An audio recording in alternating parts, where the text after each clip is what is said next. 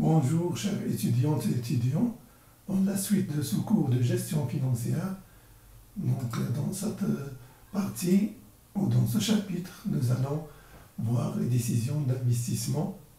Alors ce chapitre va être contenu de deux sections. La première section, ça va s'intéresser à la notion d'investissement et la deuxième, on va voir les critères d'évaluation des projets d'investissement. Et bien sûr, je vais vous envoyer après des questions de compréhension et des exercices d'application pour approfondir et voir comment nous allons traiter ces exercices.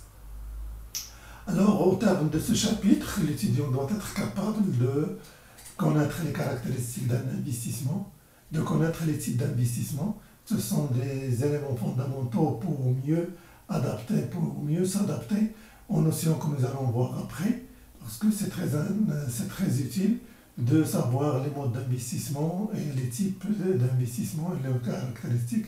Ça va nous permettre de travailler, ça va nous permettre de mieux savoir utiliser les outils qui vont nous permettre d'évaluer l'investissement. Donc, un autre point, c'est de savoir calculer la valeur actuelle nette, le taux interne de rentabilité, l'indice de profitabilité, le délai de récupération de capital d'un investissement. Tous ces indicateurs sont des indicateurs d'évaluation de l'investissement.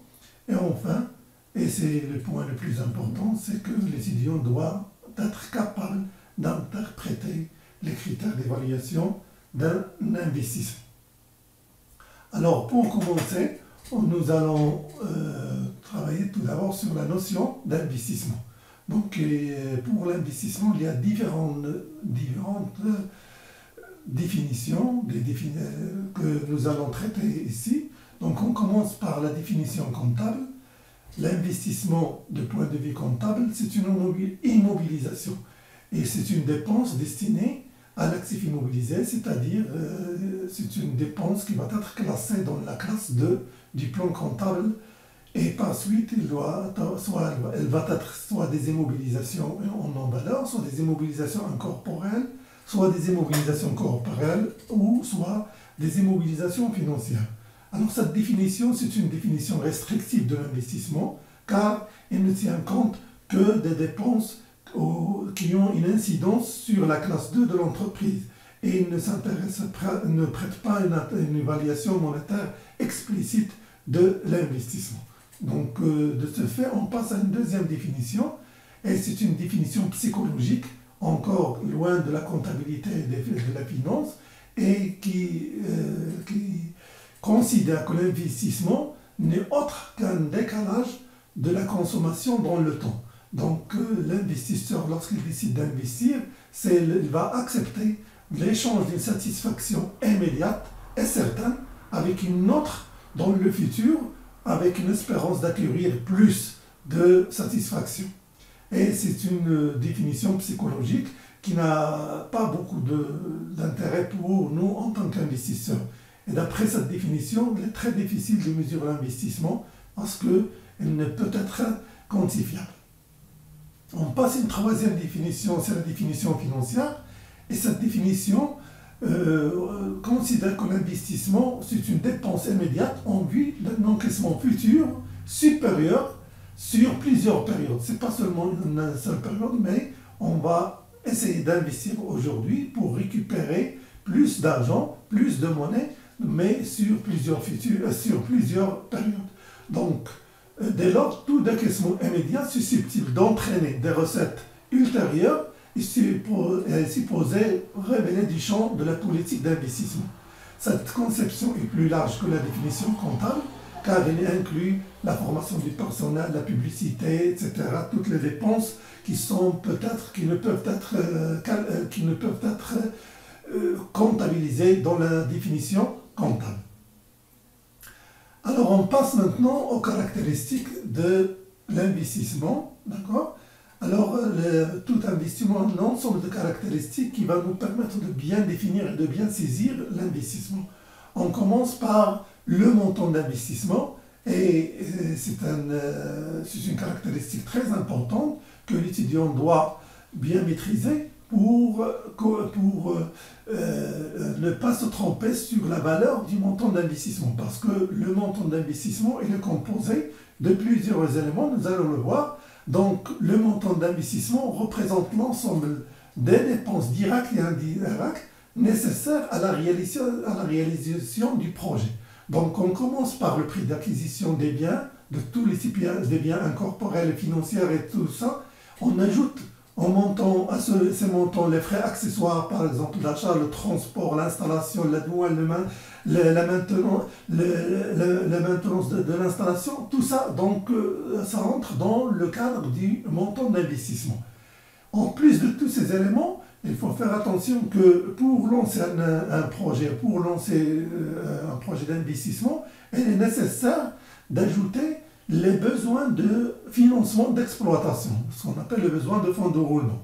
Ce montant, lui aussi, il est inclus dans le montant d'investissement. Donc la prévision de cette augmentation est nécessaire et se comptabilise aussi avec le montant d'investissement.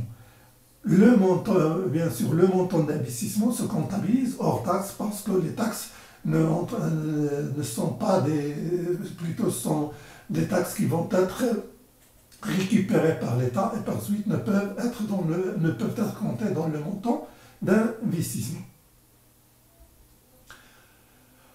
La deuxième caractéristique d'un investissement, c'est la durée de vie de l'investissement. Alors la durée d'un investissement, c'est la période durant laquelle l'investissement génère des flux de trésorerie. Donc cette période, elle est définie par les investisseurs, mais elle dépend de plusieurs éléments. Donc on a par exemple une durée de vie technique. Cette durée de vie technique varie en fonction des conditions d'utilisation des immobilisations, valable pour évaluer la qualité technique des immobilisations. Parfois, on a des investissements, on utilise des machines, des outils pour réaliser l'investissement et on lie la durée d'investissement avec la durée de vie de ces machines, surtout si le montant de ces machines est très élevé. On a la durée de vie économique. Elle varie en fonction du contexte économique de l'entreprise, valable pour évaluer la rentabilité économique du projet. Lorsqu'on parle de la durée de vie économique, on est contraint de se limiter à le contexte de l'entreprise. Est-ce que l'entreprise économiquement est rentable? Est-ce que le projet est rentable? Et ainsi de suite. Donc, tant que le projet ou l'investissement est rentable, on peut parler de cette durée de vie économique. Elle nous permet de calculer ou d'évaluer la rentabilité économique de projet. On a aussi la durée de vie, ou plutôt la durée de vie d'investissement d'un point de vue fiscal. Elle correspond à la durée d'amortissement des immobilisations effectivement utilisées par l'entreprise pour calculer les flux de cash flow générés. Donc ça revient au même. Donc lorsqu'on investit sur certaines immobilisations pour réaliser un investissement, donc automatiquement on calcule, on procède à définir la durée d'amortissement de ces immobilisations. Donc la durée de l'investissement dépend de la durée d'amortissement initialisée ou plutôt utilisée pour amortir ces immobilisations. Et c'est une durée de vie fiscale et que l'on peut elle aussi considérer comme la durée de vie de l'investissement. Troisième caractéristique, c'est la valeur résiduelle de l'investissement. Donc cette valeur résiduelle, c'est qu'elle représente le prix de revente des biens objets d'investissement à la fin du projet. C'est-à-dire lorsque le projet ou l'investissement arrive à terme, donc on a certaines immobilisations qui restent au sein de l'entreprise, alors le prix de revente de ces immobilisations constitue la valeur résiduelle de l'investissement. Donc c'est aussi qu'elle est considérée comme une caractéristique parce qu'elles sont aussi utilisées pour évaluer la rentabilité ou plutôt évaluer la faisabilité du projet, d'investissement. Il doit bien sûr, cette valeur résiduelle, elle est intégrée dans le dernier cash flow de la durée de vie du projet d'investissement. On a caractéristique les cash flows ou les frais de trésorerie générés par l'investissement. Donc le profit des flux de trésorerie induit par le projet et le solde monétaire créé par l'investissement. Il est calculé sur une période d'un an pour toute la durée de vie de l'investissement. Et il est égal à la différence entre les recettes et les dépenses induites par le projet. Alors pour les cash flows, normalement on a des cash flows générés par l'investissement chaque année. Donc on a le cash flow annuel de cet investissement. Donc on va calculer pour chaque année les cash flows générés et à la fin du projet, donc on va calculer le cash flow généré par cet investissement, plus on va ajouter certains éléments qu'on a déjà cités. Par exemple, on va ajouter la valeur résiduelle de l'investissement, on va ajouter aussi la valeur de besoin de fonds de roulement et aussi on ajoute les amortissements donc, pour prendre en considération de l'ensemble des flux monétaires générés par cet investissement. Donc le cash flow généré par un investissement, c'est l'une des caractéristiques principales de l'investissement et on va voir comment on va calculer ces cash flows dans le détail de ce cours. Une autre caractéristique, c'est le risque lié à l'investissement. Donc l'investissement estime le degré de risque auquel les ressources investies seront soumises et réalise un arbitrage entre rentabilité et risque avant de prendre la décision d'investir.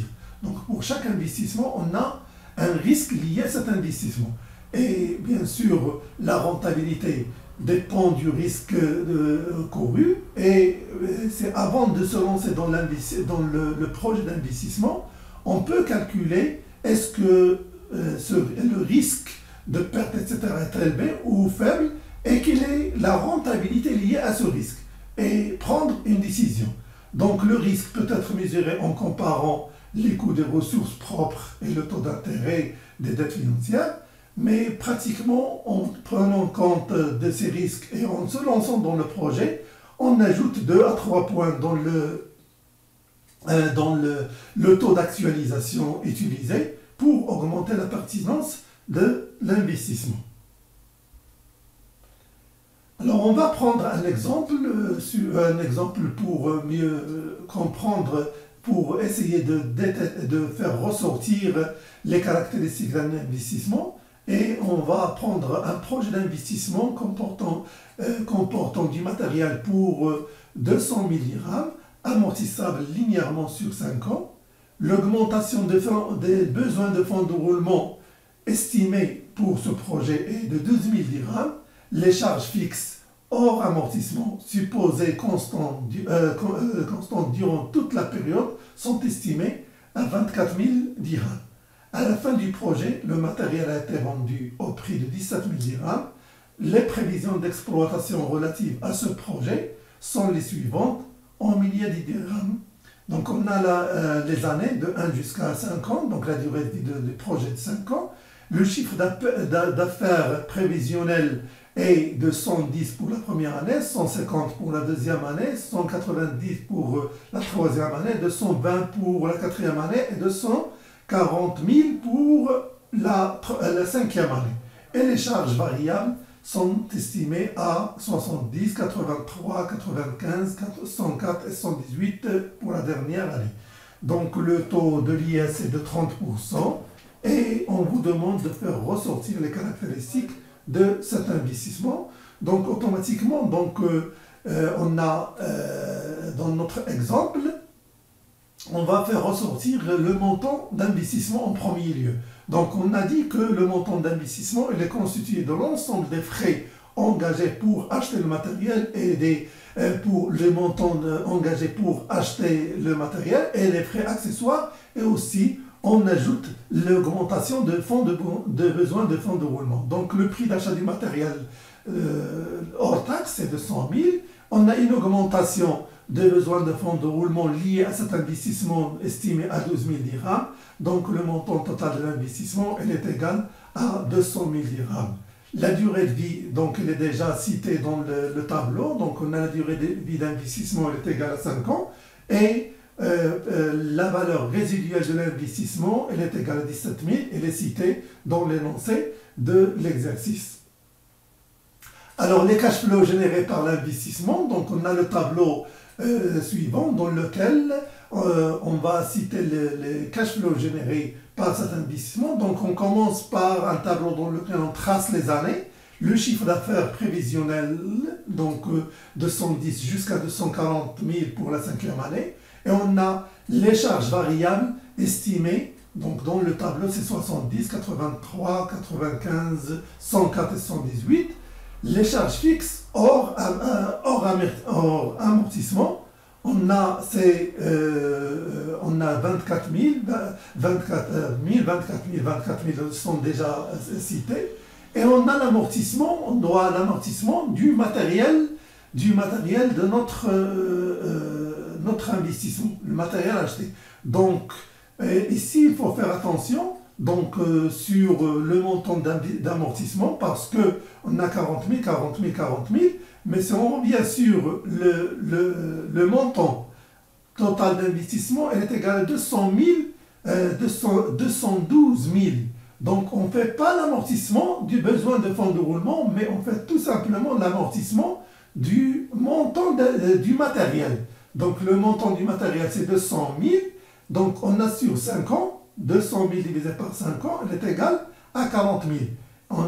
Donc c'est le montant de l'investissement, le montant d'amortissement cité dans ce tableau. Donc il faut faire très attention de ne pas commettre l'erreur d'amortir la totalité, ici la totalité du montant d'investissement. Il faut tout simplement amortir le prix d'achat du matériel qui est égal à 200 000. Alors, le résultat avant impôt, donc on a bien sûr le chiffre d'affaires, moins les charges variables, moins les charges fixes, moins l'amortissement, elle est égale le résultat avant impôt. Donc on a, après le calcul, on trouve que c'est moins 24 000 pour la première année. Donc après, dans la deuxième année, on passe, la valeur augmente à 3 000, troisième année 31 000, et quatrième année 52 000, et à la fin de la 5e année, 58 000 dirhams. Donc on retranche encore l'impôt, et on trouve que pour la première année, puisque c'est on a un résultat négatif, donc on ne paye pas d'impôt, et après, c'est 30% de cette valeur, et on a les valeurs réelles. Et à la fin, on calcule le résultat né de cet investissement, et on trouve que toujours moins 24 000, 2100, 21 700, 36 400 et 40 600 des dirhams. Ici, on passe maintenant pour calculer les cash flows, on a dit l'amortissement. Pourquoi on ajoute l'amortissement? On a déjà vu ça dans le calcul de la capacité d'autofinancement dans les soldes intermédiaires de gestion. On a dit que pour faire ressortir la capacité d'autofinancement, on ajoute en général les amortissements, on retranche les provisions. Pourquoi? Parce que les amortissements ne représentent pas des flux monétaires, concrets qui sortent de la trésorerie. Donc, et par suite, ces amortissements, le montant de ces amortissements reste dans la trésorerie de l'entreprise, et pour prendre en compte des flux réels, donc on est contraint d'ajouter les amortissements au résultat né pour tenir compte de ce montant. Donc on ajoute le montant d'amortissement, c'est 40 000, 40 000, 40 000, etc. Et après, on ajoute le besoin de fonds de roulement à la fin la fin du projet, c'est-à-dire à la 5e année. On ajoute 12 000 dirhams qui était induite dans le projet au démarrage pour lancer le projet. D'accord? Donc à la fin, on doit récupérer ce montant de besoin de fonds de roulement parce que le projet s'est arrêté, on n'a pas besoin de fonds pour lancer la prochaine année. Et bien sûr aussi on ajoute la valeur résiduelle de l'investissement parce que l'investissement est terminé et on a vendu les immobilisations de ce projet qu'on en a estimé à 17 000 dirhams.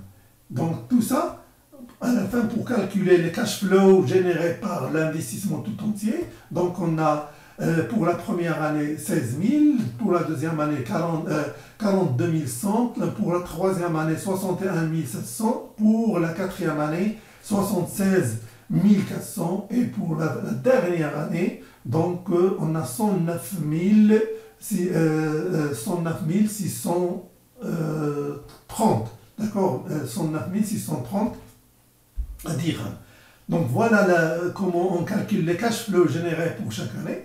Et si on veut calculer les cash flows généraux, donc on doit cumuler, donc on va les calculer, ajouter ces cash flows l'une à l'autre pour trouver le cash flow total.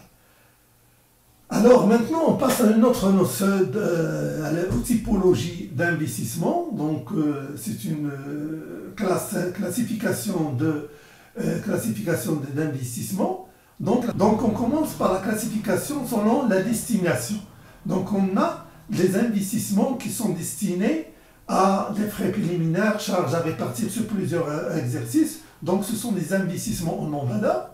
On a des investissements corporels qui sont destinés aux biens physiques, les investissements incorporels qui sont destinés à la recherche, publicité, les brevets, etc.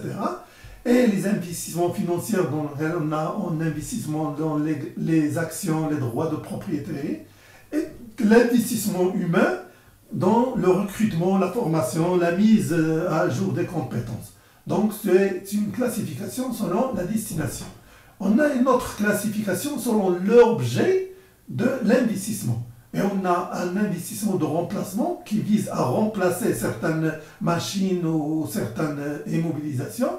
On a un investissement de modernisation, c'est-à-dire l'entreprise, elle est fonctionnelle, elle travaille, mais elle cherche à renouveler, à moderniser ses processus de production, donc on investit dans ce sens. Soit on a un investissement d'expansion, l'entreprise fonctionne, elle est bien, mais elle cherche à agrandir son activité, et par exemple dans la même ville ou dans une autre ville ou dans un autre pays, comme ça elle va investir pour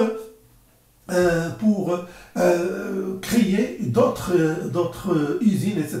On appelle ça un investissement d'expansion.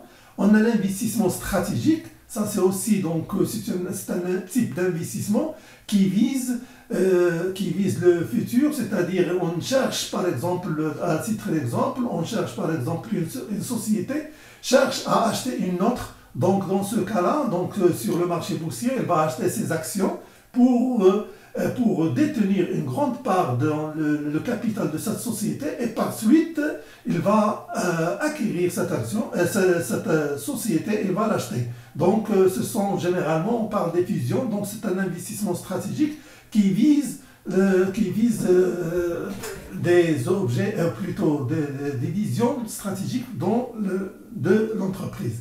On a l'investissement de restructuration. Parfois, l'entreprise cherche à se restructurer parce que, à titre d'exemple, une entreprise qui produit plusieurs produits, mais après l'étude de marché, elle trouve que l'un des produits ne marche pas bien, donc elle décide par exemple de retirer ce produit du marché pour se focaliser sur les produits phares de son activité. Et dans ce cas, elle va se restructurer et essayer d'éliminer ce produit et de se focaliser et de donner plus sur les produits les plus vendus. On a une autre classification, c'est la classification selon la finalité. Dans ce cas, l'investissement, soit on cherche un investissement productif ou l'investissement non directement productif. Donc lorsque l'entreprise, par exemple, décide d'acheter une machine ou de changer le processus de production, donc automatiquement, elle est dans le cadre de l'investissement productif d'une façon directe. Mais parfois, il y a certains investissements qui sont non directement productifs, par exemple des investissements dans le cadre de l'environnement pour respecter, pour que l'entreprise passe dans les normes de respect de l'environnement, et dans ce cas, elle va bénéficier de certaines subventions de l'État, de certaines images de qualité dans son activité. Et par suite, il va revenir, il va bien sûr, cet investissement va se récupérer sur son activité par l'augmentation de la qualité de ses produits.